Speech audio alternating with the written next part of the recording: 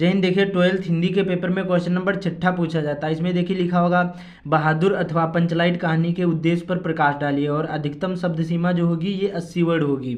और उसके बाद में पूछा जाएगा अथवा के एक और आएगा ध्रुव यात्रा कहानी का कथावस्तु अपने शब्दों में लिखिए। तो आज के वीडियो में यहाँ पर आप लोगों को बताने वाले हैं कि पंचलाइट कहानी का आपको सारांश कैसे लिखना है बोर्ड एग्जाम की कॉपी में। और ये देखिए 100% आपके बोर्ड एग्जाम में आएगा ही आएगा। जो टॉपर होते हैं कैसे लिखते हैं कि इनको यहाँ पर 5 के 5 अंक मिलते हैं और 5 जो अंक होते हैं ये 1% के बराबर होते हैं। तो आप लोग वीडियो को पूरा जरूर देखना। टॉपर होते हैं इसी प्रकार से लिखते हैं। तो चलिए शुरू करते हैं। ध्यान से वीडियो को देखना, बहुत ज़्यादा इंपॉर्टेंट है वीडियो।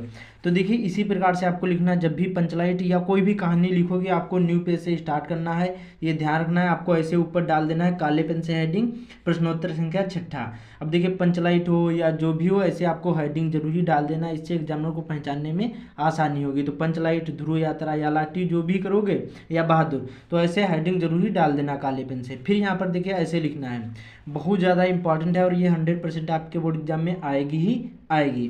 तो देखिए पंचलाइट रेणु जी की क्या है, फणीश्वर नाथ जो रेणु है इनकी ये क्या है, रेणु इनको यहाँ पर शॉर्ट फॉर्म में लिखा गया। पंचलाइट रेणु जी की आंचलिक कहानी है। जो पंचलाइट है ये रेणु जी की आंचलिक कहानी है। इस कहानी में यहाँ पर बिहार के एक पिछड़े गांव के परिवेश का सुंदर चित्रण किया गया है। ये जो पंचलाइट कहानी है या एक देखिए कहानी बिहार के एक पिछड़े गांव के परिवेश का सुंदर चित्रण किया गया है। अब यहाँ से शुरू करना है, इसको याद कर लो। बाकी आपको याद नहीं करना है, केवल वीडियो को पूरा देखना, अच्छी तरीके से आपको याद हो जाएगी। ठीक है। तो देखिए महतो टोली में अशिक्षित लोग हैं। एक महतो टोली है, बिहार का एक पिछड़ा गांव है, उसका नाम है महतो टोली। में अशिक्षित लोग हैं मतलब बिना पढ़े लिखे लोग हैं। उन्होंने रामनवमी पर एक पेट्रोमैक्स खरीदा। पेट्रोमैक्स क्या है, जिन्हें वे पंचलाइट कहते हैं। पंचलाइट कहते हैं, लाइट नहीं, पंचलाइट कहते हैं। और पंचलाइट को ये सीधे साधे लोग सम्मान की चीज समझते हैं।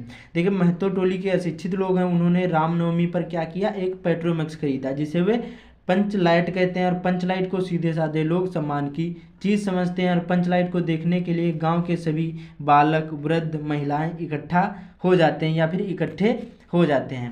उसके बाद में आगे लिखना, देखिए सरदार अपनी पत्नी को आदेश देता है। महतो टोली का एक सरदार है, वो अपनी पत्नी को आदेश देता है कि शुभ कार्य कर यहाँ पर करने से पहले यहाँ पर क्या है, पूजा पाठ कर लें। पूजा पाठ का मतलब है पंचलाइट की अच्छी तरीके से उसको यहाँ पर पूजा पाठ कर लें, उसके बाद में ही उसको जलाया जाएगा। ठीक है। तो इस प्रकार से लिख देना कि सरदार अपनी पत्नी को आदेश देता है कि शुभ कार्य करने से पहले पूजा पाठ कर लें। सभी उत्सुक हैं परंतु समस्या उठती है कि पंचलाइट जलाएगा कौन। अब देखिए जो पंचलाइट होती है इसको जलाना नहीं आता, क्योंकि वो सीधे साधे लोग हैं, अशिक्षित हैं, उनको नहीं पता है। वो सम्मान की चीज़ पंचलाइट को समझते हैं, लेकिन वो क्या है, एक यहाँ पर छोटी सी चीज़ है, लेकिन उनके लिए वो बहुत ही ज़्यादा बड़ी चीज़ है। ठीक है।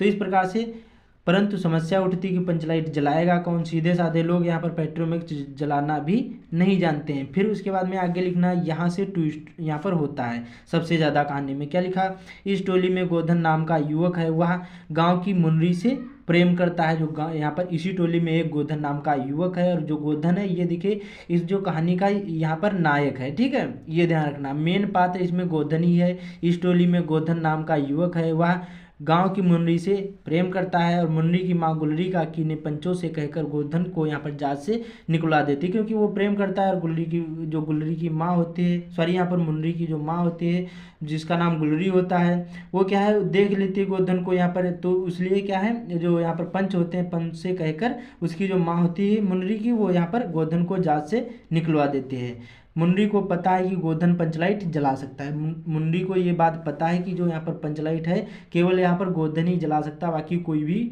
यहाँ पर पंचलाइट को नहीं जला सकता है। वह चतुराई से यह बात पंचों को बता देती है। अब पंच क्या करते हैं, पंच गोधन को पुनः जात में ले लेते हैं और गोधन को पंचलाइट जला देता है। क्या है, और जो यहाँ पर गोधन होता है वो पंचलाइट को जला देता है। मुन्नी की यहाँ पर माँ प्रसन्न होकर यहाँ पर गोधन को शाम के भोजन का निमंत्रण देती है। इस प्रकार से लिखना। उसके बाद में पंच भी कहते हैं कि तुम्हारा साथ खून माप और खूब गाओ सलीमा का गाना।